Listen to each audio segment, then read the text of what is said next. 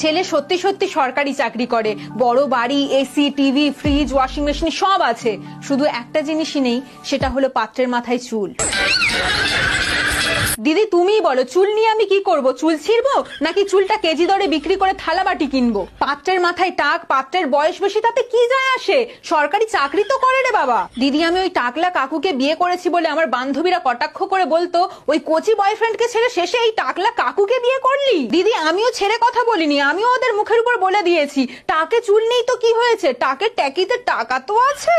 তারপর দিদি নিজের বয়ফ্রেন্ডকে ছেড়ে টাকলা কাকুকে বিয়ে করার ঠিক এক সপ্তাহ পর জানতে পারছি আমার বরকে চাকরি থেকে ছাঁটাই করে দেওয়া হয়েছে। তাও কিসের জন্য? নাকি ঘুষ দিয়ে চাকরিটা পেয়েছিল।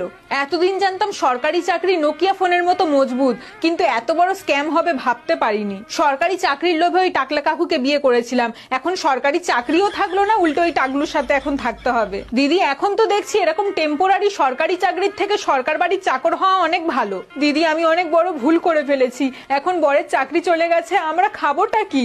তো গরমে সব থেকে আগে দই খাবে।